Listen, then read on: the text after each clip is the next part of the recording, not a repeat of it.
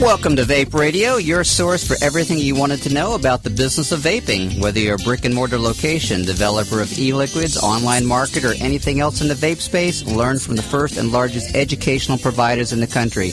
I'm your host and founder of VapeMentors, Norm Bauer, and if you'd like to know more about what we do or to catch up on our archive of number 50, the show you are about to hear right now. This is show number 50, oh so God. Son of a gun. We did, man. We made it. We did, and we're crushing it at about 60,000 downloads a month, so there you go, and the crowd goes wild. One more time. So anyway, visit VapeMentors.com, and this is our website, and again, this is show number 50. I'm just beyond ecstatic, and there's a woman outside who wanted to say something or two.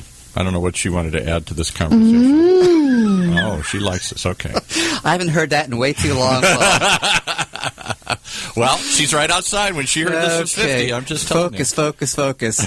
So what we're doing today is that we're actually unveiling a brand new program. It's called Vape Shop of the Month. And, you know, for those of you who have been listening to the show for a while or have been following the travails of VapeMentors, we put together an online program called Vape You, and we created what we call the 6 pillars of vape space success. And what it is, it's kind of like a step-by-step process of developing a business, developing your competitive positioning, figuring out what products to sell and what not to sell, and dealing with the law, which primarily includes your local city, and sometimes it includes your state, and certainly the FDA knocking at the door, and it covers social media and about customer service and what have you. And so what we're doing is that we're going to start profiling vape shops of the month. And so in segment number 47, I asked, are you a vape shop of the month? And so you're going to hear an interview with a gentleman that I know personally. His name is Jason Hamburg. He's down in Amelia Island, Florida, which is just north of Jacksonville. And as you heard me talk in section number 1 today, I spent about a week in Florida and traveled up and down the coast, and I went to see his shop, which opened back in... What month did it open, Jason? About July?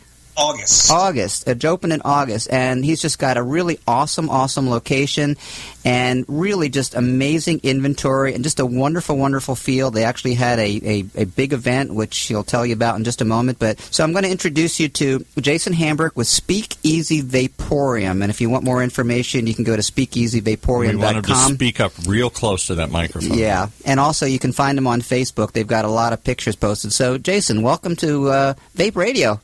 Thanks for having me, Norm. So it's kind of cool because out of all the many customers and clients that we worked with over the last year and a half, there's only been a handful that I've met in person, but I was very fortunate that I met Jason when I was down in Florida and got to see his shop, and, you know, we had a meal together. So, Jason, why don't you share a little bit about your background, because you're not like most vape shop owners in the fact that, well, I'm not going to tell you why. You're going to tell them why you're not like most vape shop owners. Well, I guess the big reason would be that I've got another company that I run, so this was sort of a side project. I wanted to do something different. My wife Jenny and I wanted to open another company, and we wanted to find something fun, you know, complete opposite end of the spectrum for what my other company is, which is construction engineering, to the world of vaping, which is a life of its own. And he's probably too modest to say, but his shop was one of the very best, top-rated growing construction companies in northern Florida. So, you know, good for you on that. And so now he has successful business number 2. So let's talk about how you came to the idea. You already mentioned, you know, what your motivation was. You wanted something different that maybe you could be more engaged with, but yet you are not an active participant in your vape shop, are you? No, luckily I stop in a few times a week, mostly on the weekends, and really it's just to kind of hang out with the guys. You know, I've got 2 guys in the store, Sean and Bo, that run it. Sean's the manager, and they're both great. They're very passionate about it, and I'm fortunate enough to be able to kind of step back. All right, so one of the processes that Jason and I went through at the very beginning was coming up with a competitive position, because that's really the key to success in most businesses, and certainly in this one. And if you remember, Jason, we went through a lot of different conversations about what to name it, and so share a little bit about where the name Speakeasy come from, because we talked about creating it something around pirates and something about other things. So maybe share a little bit about the history of Amelia Island and how the whole Speakeasy concept came about and why it came about. Well, really, I have to give you credit for this one, Norm, because when we were thinking about the store, we had all kinds of ideas, but you that's where you really helped me in the beginning, is you dug out, okay, this is Amelia Island. Tell me about the island. Tell me about the culture. And you're absolutely right. We created a space that actually has, the brick on the walls in our store is from a school that was torn down. The wood is from an old barn roof. So, the island itself here has a lot of historic value to it. So we kind of try to treat it that way for two reasons. One, it's really cool. And two, the residents here, they feel a bond to it when they walk in the store. It's not like walking in an Apple store. You can go in so many different directions. So we created a really kind of a unique space for the island. Excellent. So if you had to come up with like a demographic of who your target audience is, or what they might look like, give us an idea, Jason, of your typical vaping customer.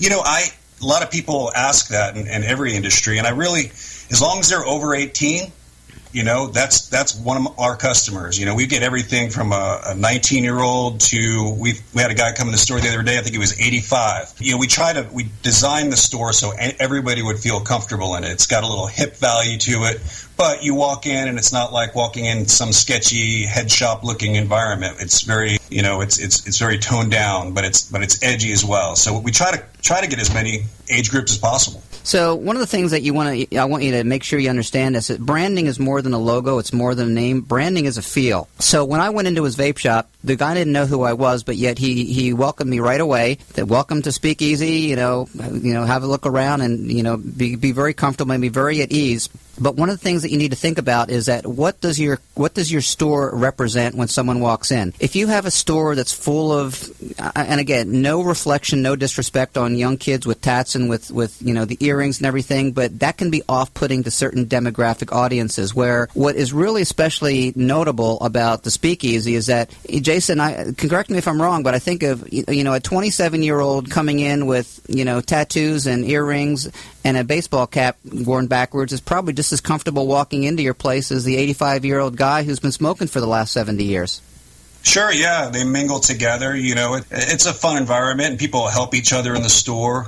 Our customers, we really have awesome customers. I don't know if it's just our area or it's the vape scene in general, but we very rarely have anybody that's upset in our store over anything. It's just a fun environment. So, we'll have a 60-year-old guy and a 19-year-old guy in the store helping each other figure something out. Nice. If we're busy. So it's kind of cool. And tell everyone about how big your place is as far as square footage, which you were not using all of it. You got plenty of room for growth. Right. We've got 1,500 square feet. We're probably only using about maybe half of it. Yeah. Which is good and bad. We don't want to waste that space back there, but as things grow, we've got the potential to add what we want. Yeah, so make a note out there, guys. If you are, looking to start an industry, you don't need 2,000 square feet or anything close to that. Optimum range, somewhere between 800 and 1,200 square feet, that's where you want to go. So let's go into one of the pillars that we call product selection. So how did you decide what to carry, and what do you carry that really sells well, both in the e-liquid market and in the hardware line? Well, this for me has been a giant learning experience. Even before, the week we opened the store, the stuff I got, I didn't even know what half of it was. I was a complete novice. I didn't even know what a vape shop was a year ago. I think it was February of last year when I even knew what vaping was. So I kind of jumped into it quickly and, researched as much as possible, placed orders with vendors based on their recommendations. The first shipment came to my house, and Sean and I, my wife, we opened all these boxes and we were trying to figure out what all this stuff was. That's the baby steps. Now we're to the point where we're on the cutting edge of everything new coming out. We try to, I don't want to get locked into a certain brand and a certain, I like having new stuff all the time in the store. So what are your top selling e-liquids? Right now, Space Jam's a big one. Vaping Rabbit, Suicide Bunny. There's a local company out of Northeast Florida called Fusion that make awesome juice. Very active in the community. They do a lot of donations to foundations. We're picking up this Savage juice out of Minnesota, who we should be getting next week. The Savage guys came to our store a couple of weeks ago, and that's an ultra premium line, very packaged very nicely. We're excited about that. We try to get new juices in all the time, almost every other week. We filter out ones that aren't selling, and we won't buy all of a line. We'll try to narrow down you pick a brand and you try to find maybe the 2 or 3 flavors that are really hot, and that's what we've been carrying. Excellent point. Excellent point. So how many different brands would you say that you carry right now?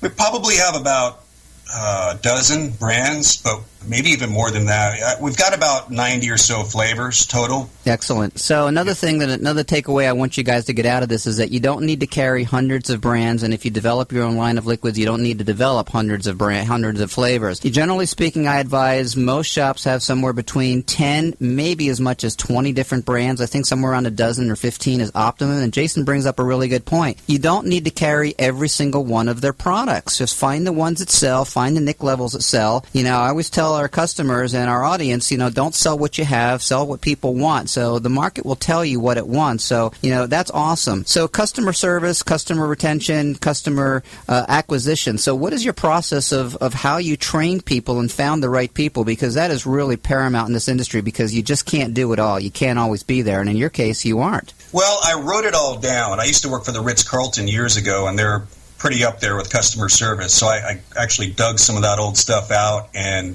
basically kind of wrote out the philosophy of the store, how you treat customers. What do you do if somebody comes in the store with an issue? And Sean and my wife and I sat down and looked at that and read through it, and that's kind of our culture. We created that culture. And then it has a lot to do with luck, because Sean and Bo in the store are just awesome guys. They love what they do. You roll the dice and you see what you get, but these guys really, they're passionate, and customer service is the number one important thing as far as I'm concerned. Absolutely true. And here's another takeaway I want you to get out of this, guys, is that you can teach technical skills, you can teach some of the mechanics of the industry, but you can't teach personality, you can't teach attitude, you can't teach, the things that people are born with or learn how to be especially awesome at. So you don't necessarily look for someone who's already an existing vapor, because for the most part, if they're interested in the industry, they will learn it. You want to find people who are genuinely, cordially nice and want to help other people. Let's talk about the law. Did you have any challenges with either your local city or with anything within the state of Florida that's going down that people should recognize?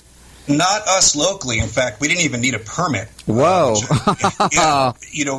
In the area I'm in, certain areas you do need a permit, but where we're located, we're considered to be in our county, so that was easy. The community's accepted us pretty well. From the very beginning, I went down to the Chamber of Commerce and said, this is what we're doing, this is who we are. We actually had a Chamber of Commerce meeting at our store last night. Probably about 200 people showed up. So, just kind of get active with those people so you're in their face before.